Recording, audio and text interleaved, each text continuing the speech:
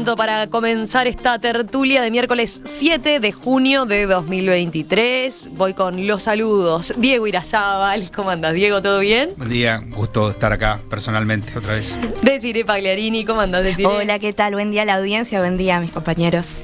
Mariana Álvarez, ¿cómo andás, Mariana? Buenos días, ¿cómo están todos? Y Martín Couto, ¿cómo andás, Martín? Muy buenos días. Vamos a el primer tema. Ayer fueron hallados restos óseos humanos en el batallón 14 del ejército ubicado en Toledo, Canelones, donde un grupo de antropólogos realiza excavaciones en busca de restos de detenidos desaparecidos en la dictadura militar.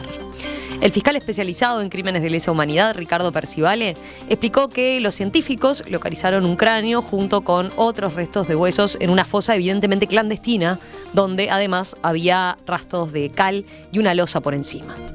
Según el fiscal, el proceso que viene ahora con la extracción del ADN, el envío de la muestra a Argentina para su análisis y el procesamiento del resultado puede llevar aproximadamente entre 1 y 2 meses. Percivale agregó que el hallazgo es producto del trabajo continuo que se viene haciendo, por lo menos desde hace 2 años en esa zona como en otras del batallón 14, como parte de las excavaciones en procura del destino de los detenidos desaparecidos. Esta es la tercera ubicación de restos en esa zona, luego de que se encontraran los de el maestro Julio Castro en 2011 y Ricardo Blanco Valiente en 2012. El ministro de Defensa, Javier García, se comunicó este martes con integrantes de la Organización de Familiares de Detenidos Desaparecidos y les ratificó el compromiso que tiene el gobierno del presidente Luis Lacalle Pou desde marzo de 2020 en cuanto a trabajar por la paz y la unidad de los uruguayos.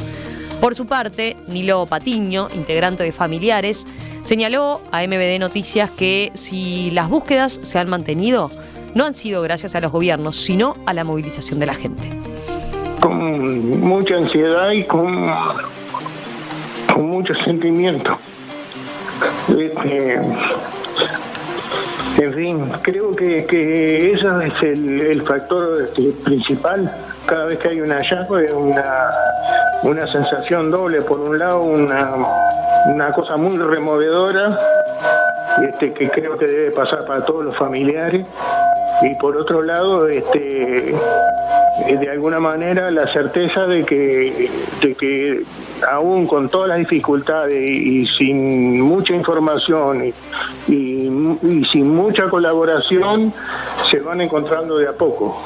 Hoy no tendríamos búsqueda, no tendríamos hallazgos sin esa movilización, eso lo tenemos absolutamente claro. Esto se ha sostenido no por los gobiernos, sino por la movilización de la gente. Hasta ahora se hallaron restos de 6 cuerpos de militantes detenidos y asesinados a la dictadura. Roberto Comensoro, Fernando Miranda, Hugo Gessner Chávez Sosa, Julio Castro, Ricardo Blanco y Eduardo Bleyer. El último hallazgo en 2019 en el batallón 13. Bueno, ¿cómo vieron esta novedad? Martín, ¿querés arrancar? Bueno, creo que recién Patiño lo decía, es compleja las sensaciones, digamos. Por un lado hay una cuestión, no sé si de alegría, pero sí como de optimismo, digamos, porque las búsquedas, aunque son largas y aunque a veces tienen muchas dificultades, bueno, efectivamente con el paso del tiempo queda claro que van teniendo algunos resultados. También es imposible no pensar en la cantidad de familiares que ahora empiezan un proceso desde que se supo la aparición de estos restos, de mucho nerviosismo, supongo, mucha ansiedad, porque obviamente es el familiar que alguna de esas familias está buscando, y que eso va a demorar tiempo en saberse, un mes decían hoy. Entonces a mí me parece que ahí por un lado hay una cuestión de tratar de tratarlo, discutirlo con mucho cuidado, porque hay muchas expectativas, muchas familias con ansiedad por saber quién es. Y por otro lado, como una primera cuestión es, efectivamente se van a encontrar todos o la gran mayoría de las personas detenidas desaparecidas a pesar del pacto de silencio. Creo que una de las cosas que quedaba clara en la entrevista que hicieron más temprano con Wilder Tyler es que si hay información no es por oficiales de las Fuerzas Armadas, sino por gente que escuchó, vecinos, conocidos de algún soldado, pero entonces quienes tienen la información siguen sin darla y aún así aparecen los restos, aunque obviamente si dieran la información sería mucho más rápido y más ágil. Y por último recordar que esto está en manos de la Institución de Derechos Humanos, que creo que fue una buena decisión en el periodo pasado. Es evidente que también previendo que no se sabía que podía pasar en este periodo, el actual presidente Lacalle Pou no tiene antecedentes intachables, sobre todo en declaraciones vinculadas a la búsqueda de desaparecidos, pero creo que fue una buena decisión y ojalá que la institución cuente cada vez con más recursos, más tecnología, etcétera, para poder seguir y profundizar este trabajo. Bueno, hoy Wilder Taylor, viste que mencionaba una tecnología novedosa que podría aportar por lo menos elementos con un dron, ¿verdad? Y que permitiría ver dónde hubo terreno modificado, ¿no? Que presente algún indicio de que ahí concretamente hay que buscar, y lo planteaba, bueno, como una novedad en ese sentido que puede ayudar en este camino, ¿no? Bien. Diego, ¿querés decir vos? Bueno, Dale. también para empezar, como decía recién Martín, esa cosa que uno sabe si decir que es alegría o si se puede alegrar o no, porque en definitiva uno dice, por un lado, qué bueno que estén apareciendo restos óseos y que se esté encontrando, pero por otro lado ese qué bueno es porque hubo algo terrible. Entonces realmente es esa dualidad que uno no sabe muy bien cómo pensarla, pero qué bueno que estén apareciendo, que se esté encontrando la verdad, que se estén dando estos pasos. Recién Martín decía algo, pero yo creo que no quiero entrar, porque me parece que no corresponde en ningún momento, ni ahora ni después, discutir si un gobierno dio más información que otro, si ahora, si después, si no. Lo bueno es que yo creo que el gobierno actual ha despejado dudas y temores que podía haber con respecto al apoyo a este tipo de acciones. Después, por otro lado, no he dejado de pensar, en las personas vivas directamente involucradas, ¿no? En esto, los familiares. Me pongo a pensar, 50 años, 40 y pico de años esperando, es mucho tiempo, ¿no? Es mucho tiempo, es terrible lo que ha tenido que esperar la gente. Pienso en esos familiares que hoy, como decía Martín, hay expectativa, hay un sentimiento colectivo, me imagino, de que si apareció uno que es de todos, pero también está la expectativa personal de cada uno de encontrar a su familiar y poder darle una sepultura en algún momento, ¿no? Entonces, por otro lado, pienso también en las personas que están trabajando en esto, ¿no? Yo digo, hasta el maquinista, creo que fue alguien con una retroexcavadora, una pala, no sé, qué imponente, ¿no? Lo que debe ser para esa persona, no por ser... Estaba conmovido, ¿no? Le costaba hasta relatarlo, porque viene haciendo ese trabajo desde enero. Veía una crónica de Carolina de Elisa en El Observador, donde contaba eso justamente, ¿no? Desde enero venía trabajando en esa zona, bueno, haciendo esa tarea como mecánica, y sin embargo, esta vez fue diferente, ¿no? ¿Te das cuenta? Y le costaba y ser él esa el que desentierra algo después de 40 y pico de años, y que está impactando en la vida y en el destino y en la historia. Es imponente lo que esas personas deben de estar viviendo. Y bueno, y para después, próxima intervención, creo que tenemos que también sacar algunas reflexiones con respecto a que es bueno que esto sigue escribiendo la historia. A mí me importa mucho siempre la cuestión de la historia objetiva. Yo digo, mis hijas tienen 6 y 10 años y ellas van a interpretar y se van a guiar en este tema, no por lo que les cuente yo con mi memoria subjetiva o alguien, sino por lo que lean de la historia del país. Y estas cosas, y la historia se escribe con relatos precisos, con hechos precisos. Y esto es bueno también porque aporta en eso, ¿no? En cómo se va escribiendo la historia del país, pero también en situarlo en un contexto y después alguna enseñanza que todos tenemos que sacar respecto a la convivencia humana, ¿no? Mariana. Bueno, comparto el tema de, digamos, toda esta mezcla de emociones, ¿no? Estos temas, todo lo que tiene que ver con las desapariciones y todo lo que pasó en la dictadura es algo que a mí en lo personal me moviliza muchísimo. Creo que en lo particular hay algo que tiene que ver con el horror acá, y tiene que ver justamente con sacarle a las familias, ¿no? A pesar de la pérdida que tuvieron de sus familiares, de ni siquiera saber en dónde están los restos. Nosotros somos seres humanos y hay algo antropológico que tiene que ver alrededor de todos los ritos que tenemos alrededor de la muerte, y que estas familias no hayan podido hasta hoy poder tener la posibilidad de rendir como corresponde, como seres humanos, a sus familiares los honores que corresponden, creo que es algo terrible. Y ronda todo esto alrededor. Sabemos que, bueno, como decía Martín, el Instituto Nacional de Derechos Humanos tiene por ley la obligación de seguir con estas investigaciones, pero justamente hay que recalcar el hecho de que todo esto que está pasando ahora, ¿no? Todos estos hallazgos, vienen porque se han levantado y se ha tomado como premisa lo que parecían rumores, ¿no? Y lo que por tantos años tantas personas dijeron que era una gran mentira, ¿no? Que se sostuvo por dirigentes políticos y personas que están hoy entre nosotros, ¿no? Y parece que la mentira sale de la, ¿no? La tierra habla y destierra justamente todas las mentiras en las que nos hicieron pasar, por las que nos hicieron pasar durante tantos años. Bueno, escuchaba al alcalde de Toledo que justamente que decía que eran rumores, que se sabía. Entonces, imagínense vivir, ¿no? Entre el horror de saber que están pasando determinadas cosas y a su vez los pactos de silencio desde el punto de vista de las instituciones.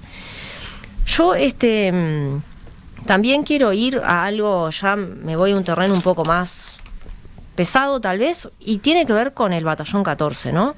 En el Batallón 14, bueno, se encontraron los restos de Julio Castro, ¿no? Que desapareció en el año 77, se encontraron los restos de Ricardo Blanco, que desapareció en el año 78, y me parece que es menester hacer referencia a que un dirigente político como de la envergadura que tiene Manini Ríos fue alférez, ¿no? Se recibió de alférez en el año 78 en el Batallón 14, y a su vez siguió una carrera militar en ese mismo centro. A mí me llama la atención, cómo a nivel de la sociedad, cómo podemos todavía sostener y de alguna manera no decir nada al respecto de que él y todo lo que tiene que ver con su entorno no dicen absolutamente nada. Y a mí me parece que si yo estoy en un lugar determinado y justamente en los alrededores de Toledo se levantan rumores, ¿no? Adentro se sabía también todo esto y no tienen nada para aportar.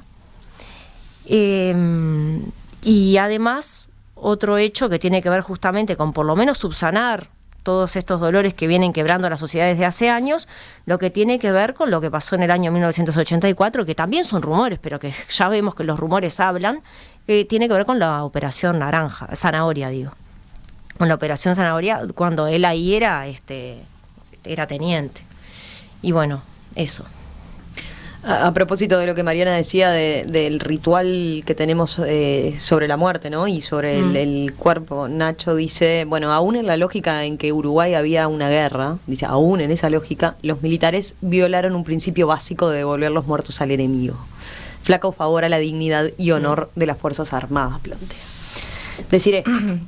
Bueno, a mí me sensibiliza muchísimo. Me sensibiliza desde un punto en el que yo procedo de un país, de Venezuela, en donde hay desaparecidos de manera muy reciente, desde el gobierno de Chávez y ahora de Maduro, y bueno, yo cuando lo traslado a lo que se vivió en Uruguay, es imposible que no me sensibilice, es imposible que no me toquen fibras y que no me remuevan muchas cosas, porque creo que no debe haber nada peor, realmente no debe haber nada peor que no darle un cierre a una persona querida, a un ser querido, a alguien que vos sabés que estuvo contigo hasta hace unas horas y después ya no está más y no sabes dónde está. Y no tenés idea de cuánto vas a vivir con ese dolor y con esa angustia, porque debe ser una angustia bastante fuerte. Entonces yo, la verdad que siempre, desde que llegué acá a Uruguay y veo la lucha que marcan los familiares de los desaparecidos y veo todos los movimientos que hay, no puedo sino más que sentir un tremendo respeto, de decirles que de verdad creo que no, realmente creo que no debe haber nada peor, y disculpen si me emociono un poco, pero la verdad que me toca mucho. Si bien no tengo a nadie en esa situación cercana, sí conozco gente que en Venezuela, que de amigos que tienen personas desaparecidas, que no se sabe, o sea, todavía están con la esperanza de, bueno, si están presos en algún lado o realmente van a desaparecer del todo. Entonces es difícil, es muy difícil. Yo creo que acá tiene que haber un llamado a la empatía general, en la gente, en el pueblo, en la solidaridad, de dejar un poco las discrepancias políticas. A mí me cuesta mucho cuando veo que nos terminamos como ensañando o metiendo más en el territorio de quién hizo qué hizo qué, que yo entiendo que es parte de la discusión, o sea, es parte natural, porque también cuando hay sentimientos muy a flor de piel, de mucho dolor y de mucha angustia, la primera reacción que uno toma como ser humano, me parece que va siempre en tratar de encontrar un culpable, tratar de decir, bueno, por ti pasó esto o por fulano pasó esto, y lo entiendo muy natural.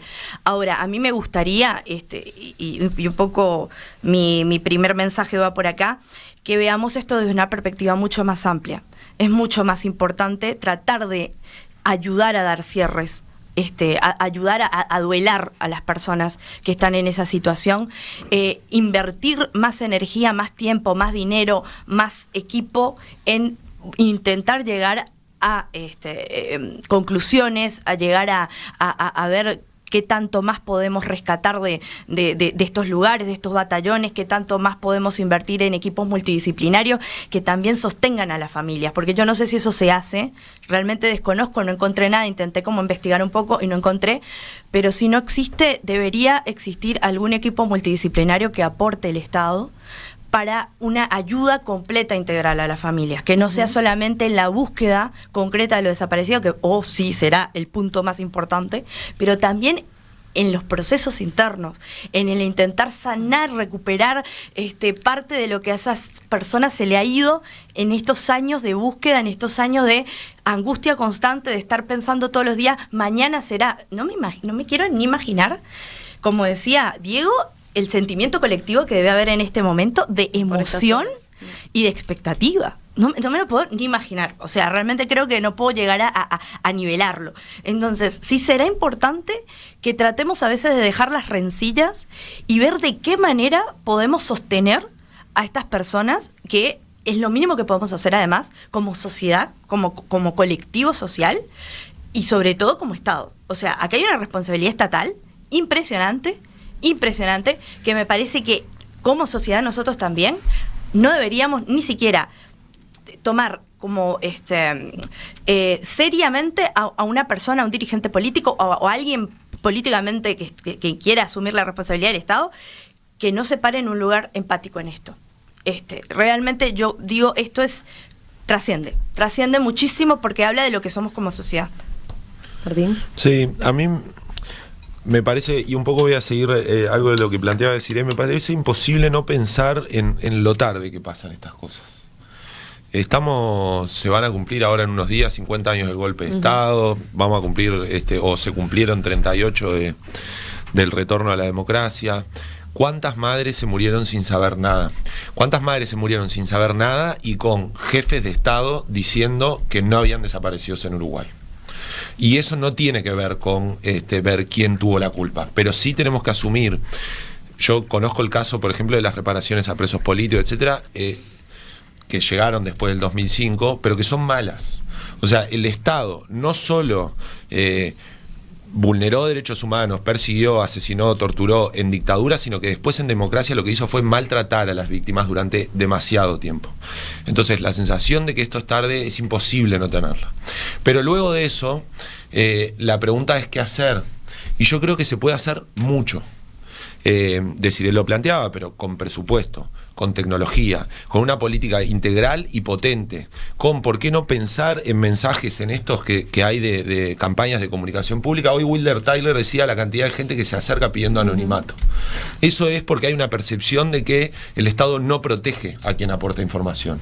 Entonces, ¿por qué no pensar en una campaña de bien público que diga, o pensar en el jefe de Estado que diga: trae información, te vamos a proteger. Es una política de todo el Estado y del sistema político encontrar información, buscar a los desaparecidos, seguir procesando y juzgando a los culpables. Entonces me parece que se puede hacer una política, seguir buscando documentos, hay que seguir allanando cuarteles. Eso es parte de lo que tiene que hacer el Ministerio de Defensa, porque los documentos en algún lado están. Entonces, me parece que con una política pública integral no vamos a resolver, por ejemplo, que Luisa Cuesta, como una de las muchas madres, se haya muerto sin saber nada. Pero por lo menos las que quedan vivas, tal vez aceleramos el proceso y alguna más le damos información. Y además, obviamente, como sociedad, se nos va la vida en... no es lo mismo encontrar a los desaparecidos en 20 años que en 2 años. Y entonces la sociedad y el Estado tienen mucho para hacer. Y eso es lo que hay que reclamarle a cualquier partido político. Y caerle al que no lo haga, o al que no lo haga nada, o al que obstaculice. ¿Vos decir estás de acuerdo? La verdad, estoy muy de acuerdo. Me parece que es por ahí invertir en tratar de generar soluciones. La única discrepancia que yo puedo llegar a tener con Martín, no sé si discrepancia se le puede llamar, pero vamos a decir matiz, es que yo creo que también el hecho de que es algo muy del pasado reciente, también genera un proceso en la sociedad toda, a nivel político, a nivel del sistema, a nivel de muchas cosas, que no es perfecto, no es perfecto como lo hemos venido manejando, ¿no? Digo, que también tiene esos procesos, o sea, los procesos en positivo de empatizar, pero también tenemos los procesos negativos de no haber sabido cómo llevarlo en los primeros años que tenía que haber pasado, no haber sabido cómo tratar a las víctimas, capaz. Todo eso creo que es parte natural de ese proceso. Bueno, Familiares también hizo un proceso, ¿no? En cuanto a, antes era la foto de su familiar desde hace unos años, ¿no? Es justamente algo mucho más colectivo, lo que es, por ejemplo, la marcha del silencio, ¿no? Pienso en eso. Pero apuntando un apunte por lo que decía Mariana y con estas ideas que estaban sugiriendo ustedes, Mariana hablaba de la información, ¿no? De quienes no la dan. Bueno, Alfredo dice, y de quienes estuvieron en el batallón 14, y decía ella, bueno, se sabía, ¿no? Era un rumor en la zona. Dice Alfredo desde la audiencia, habría que suspender el 50% de los saberes jubilatorios a todos los que integraron el batallón 14 por esos años. Ahí aparece la verdad inmediatamente. Dice. Y sí, yo creo que hay mucho, ¿no? Hay mucha información que se puede aportar, o sea, no es increíble que no sepan absolutamente nada, porque además, o sea, si de alguna manera todo esto trasciende, ¿no? Lo que es el batallón y llega a los rumores a lo que es la ciudad y la localidad de Toledo, es porque quiere decir que había un Vox Populi, que habían personas que estaban participando y otras que tocaban de oído. Yo quiero seguir un poco en la línea de lo que decía Desiree y lo que decía Martín. Creo que hay un tema alrededor de todo lo que pasó en la dictadura que aún sigue siendo tabú en determinados círculos y para determinadas personas. ¿Por qué digo esto? Porque durante muchos tiempos se sostuvo la teoría de los 2 demonios y hay todavía, ¿no? Una especie de teoría o de relato popular que tiene que ver con mezclar lo que tiene que ver, ¿no? Lo que fue la guerrilla con lo que tiene que ver con lo que pasó puntualmente con los desaparecidos, ¿no? Y bueno, y creo que ahí hace falta muchísima más educación. Y acá digo educación y me meto directamente en lo que tiene que ver con las generaciones que vienen. ¿Y por qué digo esto también? Hablo en un contexto internacional donde hay un resurgimiento de líderes bastante reaccionarios, donde también, se romantiza determinadas épocas del pasado. Entonces, ojo al gol. O sea, esto es más necesario que nunca. Incluir, o sea, en lo que son en lo que es los programas educativos, tanto de primaria como de secundaria, y sobre todo en la gente joven. O sea, que son los que después votan los líderes políticos, que son los que, nos estamos dando cuenta que formaron parte de este pasado reciente y que parece que no les afectó mucho o formaron parte y son corresponsables y hacen silencio hasta el día de hoy y no tienen esta sensibilidad de la cual estamos hablando nosotros. Diego. Sí, yo justamente iba a decir hoy lo de la educación, decía, ¿no? Ponía el ejemplo de mis hijas. Digo, ellas se van a guiar por lo que lean de la historia y no tanto por la memoria de alguien que les cuente algo. Entonces, me parece muy importante la verdad histórica, la verdad objetiva, ¿no? yo creo que es incomparable la violencia del terrorismo de Estado con lo de la guerrilla. No, es incomparable, ¿no? Eso estamos totalmente de acuerdo. La violencia, la represión ejercida desde el Estado, del aparato del Estado, que se supone que es el que tiene que garantizar nuestra convivencia democrática, ¿no? Es incomparable. Lo que sí está bueno es que se analice esto en un contexto donde hubo también una guerrilla que precedió el golpe, donde hubo también muertes planificadas, secuestros. Entonces, todo eso es parte de esa historia que también tenemos que escribir, enseñar, para que entonces ahí sí se garantice el nunca más. Pues yo creo que porque el nunca más lo decimos, pero en Venezuela, lo acaba de decir Desiree, está ocurriendo, ocurrió y está ocurriendo. Y en Nicaragua debe estar ocurriendo en este momento también, y en Cuba ha ocurrido. Y en gobiernos de derecho, bueno, en España están todavía encontrando las fosas comunes del franquismo, y esto no es un tema o sea, no hay ideología que justifique desaparecer personas, enterrarlas, ponerles cal viva, una losa y taparlas, ¿no? Nada justifica eso, pero por eso tenemos que entender la importancia, como se dice por ahí, de la convivencia democrática es en definitiva la aceptación del otro como un legítimo otro en la convivencia. Si yo entiendo que el otro es un legítimo y lo tengo que aceptar en la convivencia y no voy a anularlo permanente, porque esa anulación que tenemos en el debate político es el que va llevando, crispando la convivencia, y terminamos en esto, en algo que en Uruguay ocurrió hace 40 años, pero en Venezuela en este momento está ocurriendo, ¿no? Y en Nicaragua. Entonces... tiro el... Perdón, Diego, termina. Algunos mensajes desde la audiencia. A ver, que se me pierden. Acá. En este caso, celular que termina en 086. Quizás Martín se olvide, dice, del gobierno de Valle, donde se creó la comisión para que denuncien los hechos reservados para que denuncien los hechos reservando el anonimato, dice este oyente.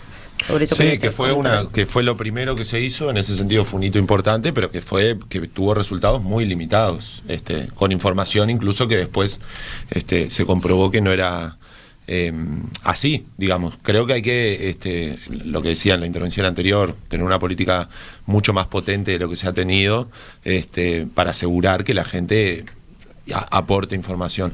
A mí me gustaría igual, porque Diego, y yo reconozco que, digamos, estoy de acuerdo en esto de separar el terrorismo de Estado de cualquier otro fenómeno de violencia, pero a mí siempre, entonces se dice, bueno, hablemos del contexto, pero cuando se habla del periodo previo al terrorismo de Estado, se habla solo de la guerrilla y del MLN, Tupamaros, pero no se habla del Escuadrón de la Muerte, no se habla de un poder ejecutivo que a través de su policía asesinó militantes en el gobierno de Jorge Pacheco Areco. No se habla de los coqueteos de Bordaberry, siendo todavía un ignoto en los 60, con la posibilidad de golpe de Estado. No se habla del golpe de Estado planificado en el caso por temor a que ganara el Frente Amplio en el 71. Es decir, está bien. Primero separamos. De febrero, pero ahí ya nos paramos en otro lugar. Ahí ya empezamos a pararnos. No, yo estoy en el mismo lugar de lo que planteó Diego. No, pero empezamos a pararnos en lugares con qué datos históricos o hechos o interpretación de los hechos, mejor dicho, interpretaciones históricas nos quedamos. Y lo que decía la compañera ¿por qué no llevarlo a la educación? Que yo también estoy de acuerdo y me parece súper relevante, pero tenemos un tema ahí, es ponernos de acuerdo y consensuar interpretación de de los hechos históricos, que creo que ahí no lo tenemos, porque por ejemplo, Martín, cuando vos decís, bueno, el gobierno de Pacheco Areco matando militantes, no sé qué, pero yo te puedo decir, ojo, porque también eso va precedido de toda la explosión que había social del MLN, ¿entendés? Entonces vos capaz que me vas a decir, no, pero una cosa no es la otra. Claro, no, yo creo que históricamente tiene mucho que ver. Antes de eso, la violencia política en este país no la instaló el MLN. Es decir, hay investigaciones sobre la violencia política previa a la aparición del MLN. Habían instituciones ¿sí? que existían, mal o bien, gustaran o no gustaran, y vino una guerrilla a intentar revolucionar esas instituciones o quebrarlas, con sus motivos legítimos, lo que hayan pensado en ese momento que era mejor para el país. En eso no me quiero meter porque es un tema de ya muy de convicciones ideológicas. Ahora, esa es una realidad y eso genera un quiebre y genera una reacción. Pero es que y genera nosotros no tenemos que consensuar, pero yo no podría consensuar con eso porque me parece un recorte, no me parece una realidad. Ahí está el problema de... Sí me parece que lo que hay que tratar es de complementar y de sumar visiones. Yo no creo que haya que consensuar una interpretación para transmitirla en la educación. Creo que en la educación hay que plantear distintas visiones. Hay algunas, por ejemplo, las que justifican el terrorismo de Estado o que lo relativizan, que después, cuando se habla del holocausto, nadie lo relativiza. Esas me parece que no son válidas. Pero después, todas las que sumen elementos y lecturas sobre el pasado reciente, sobre el periodo previo al golpe de Estado, etcétera, me parece que esas están bien. Siento que siempre, cuando se dice, bueno, hablemos del contexto, pero se habla de una parte y se omite otra, que es, por ejemplo, la violencia política desde la sociedad civil de derecha.